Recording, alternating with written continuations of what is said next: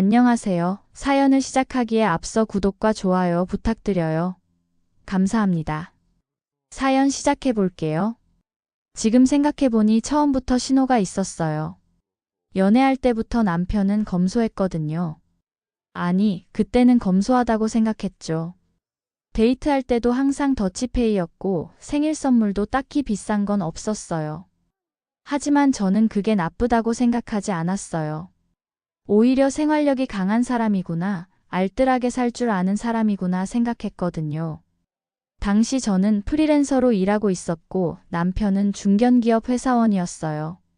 둘 다 직장인이니까 데이트 비용 반반 내는 게 당연하다고 생각했죠. 남편이 우리 앞으로도 이렇게 합리적으로 살자고 했을 때도 좋다고 했어요. 그런데 결혼하고 나서야 알았죠. 검소한 게 아니라 그냥 저한테 쓰는 돈을 아까워하는 거였다는 걸요. 결혼 초기에는 그래도 신혼이니까 괜찮았어요. 맞벌이 하면서 생활비 반반 내는 것도 나름 합리적이라고 생각했거든요. 하지만 점점 이상한 점들이 보이기 시작했어요. 외식은 절대 안 했어요. 배달 음식도 마찬가지였고요. 제가 치킨이 먹고 싶다고 하면 왜 굳이 돈 주고 사 먹냐면서 집에서 해 먹으면 된다고 했어요. 그런데 정작 집안일은 모두 제 몫이었죠. 남편은 당연히 여자가 하는 거 아니냐면서 자기도 일한다고 했어요. 설거지 한번 제대로 해본 적이 없었고 빨래도 청소도 모든 집안일이 저희 몫이었죠. 그래도 저는 참았어요. 많은 남편들이 그런 거 아니야 하면서 자기 합리화를 했거든요. 결혼 1년 차 생일날에는 정말 기가 막혔어요. 남편이 선물이 있다면서 봉투를 내밀더라고요. 뭔가 했더니 손글씨로 쓴 쿠폰이 들어있었어요. 1일 설거지해주기 쿠폰, 1일 청소해주기 쿠폰, 1일 빨래해주기 쿠폰 이런 식으로요. 마치 초등학생이 어버이날에 부모님께 드리는 효도 쿠폰 같은 거였어요. 그 순간 정말 어이가 없었지만 그때도 저는 참았어요. 더 가관인 건 남편의 취미생활이었어요. 갑자기 사진에 관심을 갖더니 비싼 카메라를 사더라고요. 그것도 모자라 렌즈며 각종 장비들을 계속 사들였어요. 그 다음엔 낚시에 빠져서 낚시 장비들을 사들이고 또 그 다음엔 등산에 빠져서 등산 장비들을 사들였어요. 자기 취미에는 돈을 아끼지 않더라고요. 하지만 제가 친구들이랑 맛있는 거 먹으러 가겠다고 하면 사치라면서 집에서 해 먹으라고 했어요. 결혼 2년 차에 저는 임신을 했어요.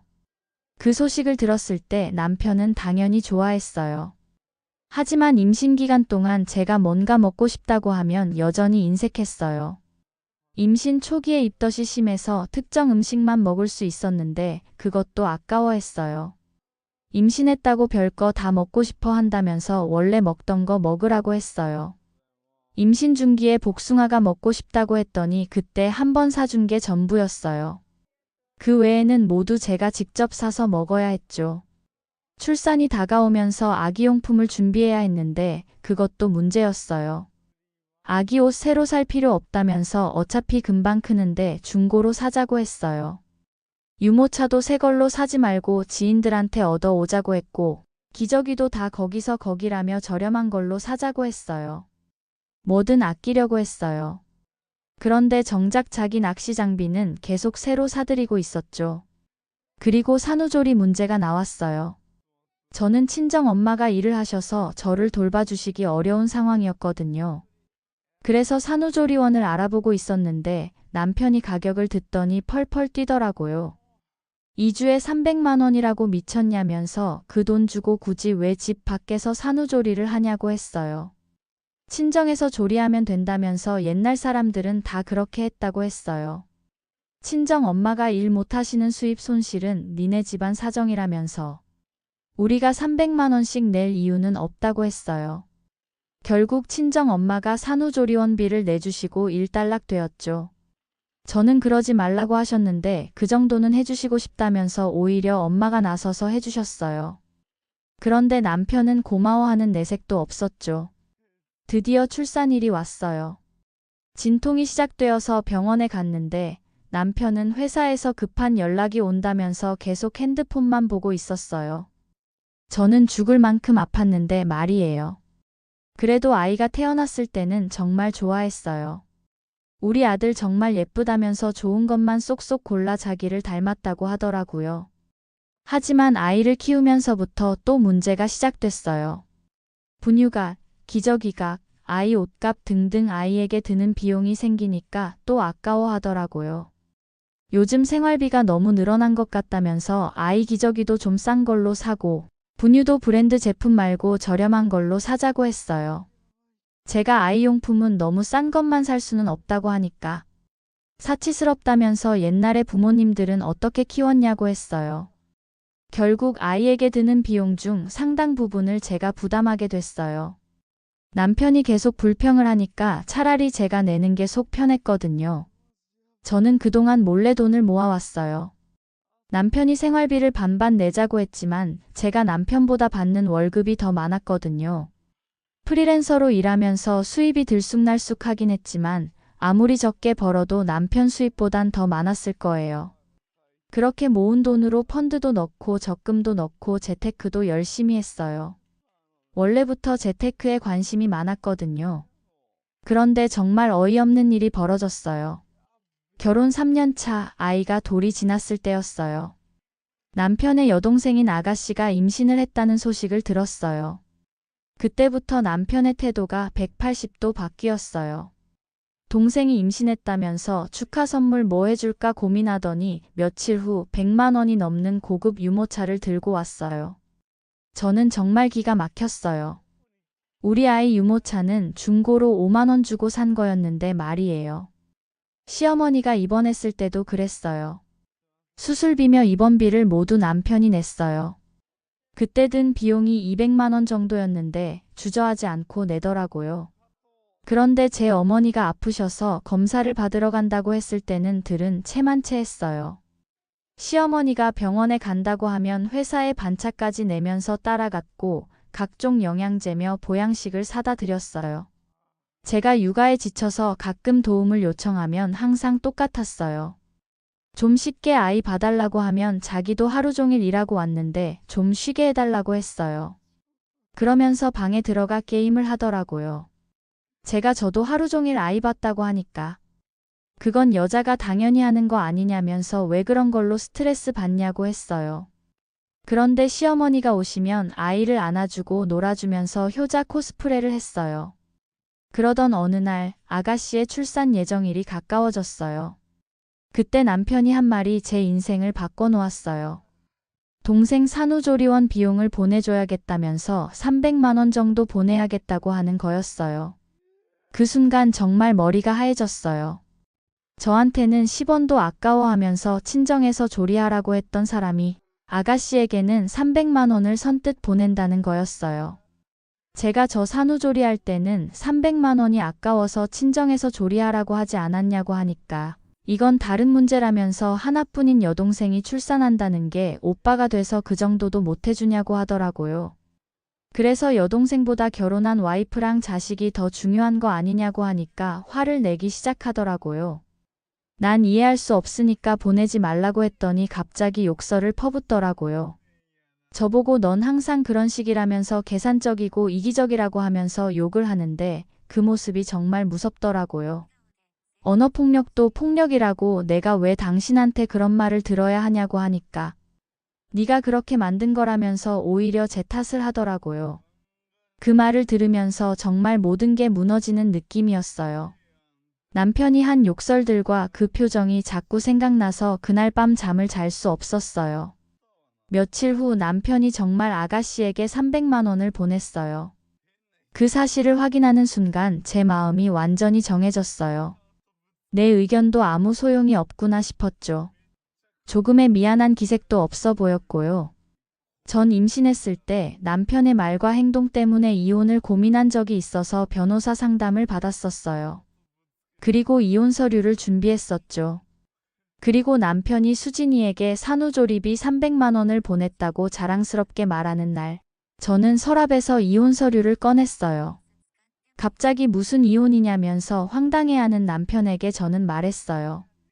와이프랑 자식한테는 10원도 아까워하면서 아가씨한테는 300만 원을 선뜻 보내는 게 정상이라고 생각하냐고요.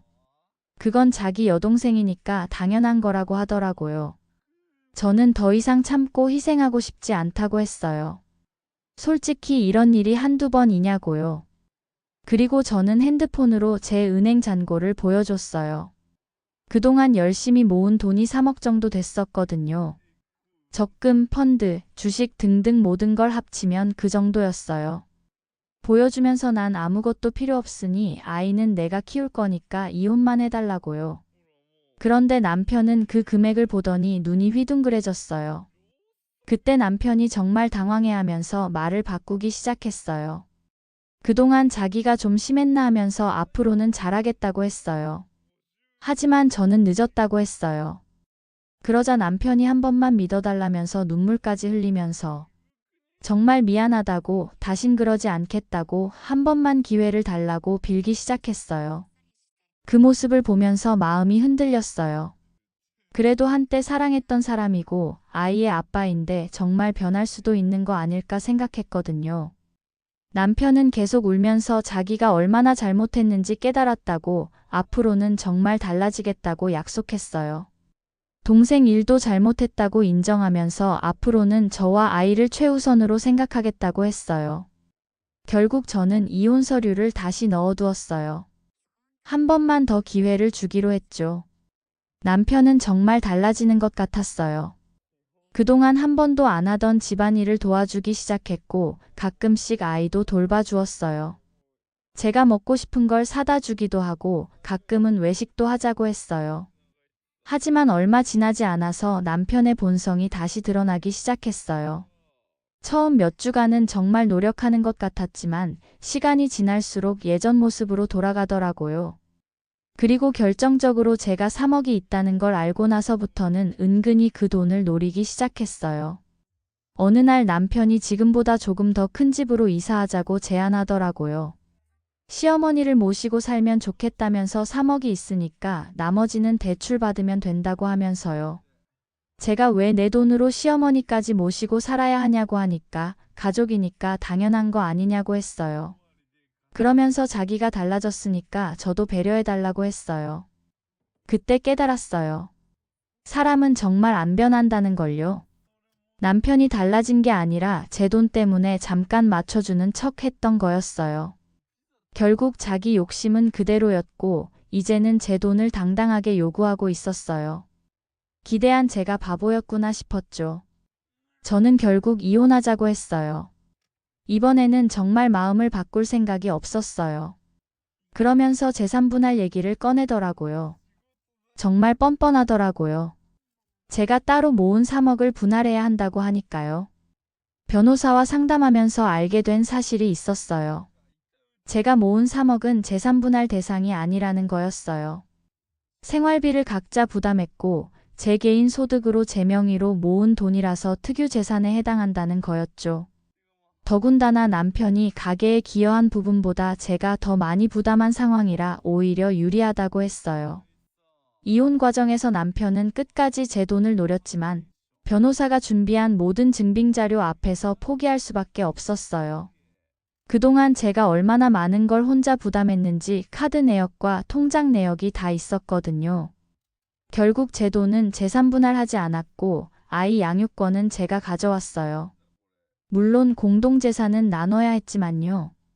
남편은 월 70만 원씩 양육비를 주기로 했고요. 그래도 자식은 보고 싶은지 양육비는 꼬박꼬박 들어와요. 이혼 후 저는 정말 자유로워졌어요. 더 이상 누군가 눈치 보면서 살 필요가 없었거든요. 아이와 둘이 살면서 정말 행복해요. 제가 번 돈을 제 마음대로 쓸 수 있다는 게 이렇게 기분 좋은 일인지 오랜만에 느꼈어요. 아이도 요즘 밝아졌어요. 예전에는 집에서 항상 남편과 제가 다투는 바람에 긴장된 분위기였는데 지금은 저랑 둘이서 자유롭게 지내니까 훨씬 편해하는 것 같아요. 어린이집에서도 아이가 많이 밝아졌다고 하더라고요. 얼마 전에는 친정 엄마랑 아이랑 셋이서 여행을 다녀왔어요. 남편이랑 결혼했을 때는 꿈도 못 꿨던 일이죠. 여행비가 얼마나 드는데 굳이 고생해서 여행을 가냐고 했을 테니까요. 하지만 지금은 제가 번 돈으로 제가 원하는 곳에 갈 수 있어요. 그리고 제 인생도 다시 시작됐어요. 그동안 포기했던 것들을 하나씩 다시 시작하고 있어요. 책도 읽고 친구들과도 자주 만나고 있어요. 결혼했을 때는 이런 것들이 모두 사치라고 여겨졌는데 지금은 제 삶의 일부가 됐어요. 요즘은 새로운 목표도 생겼어요. 대출 없이 내 집 장만을 하는 게 꿈이에요. 그동안 모은 돈도 있고 앞으로도 꾸준히 모을 계획이거든요. 지금 제 인생은 정말 만족스러워요. 물론 가끔 힘들 때도 있지만 그래도 제 선택을 후회하지 않아요. 아이와 둘이서 행복하게 살고 있고 제 꿈도 키워가고 있고 무엇보다 자유로워요. 사람은 정말 안 변한다는 걸 깨달았어요. 남편이 변할 수 있다고 믿고 기대했던 제가 바보였죠. 하지만 그 경험 덕분에 확실히 결심할 수 있었어요. 이혼은 정말 잘한 선택이었어요. 제 긴 이야기를 끝까지 들어주셔서 감사합니다. 구독과 좋아요, 알림 설정까지 잊지 마세요.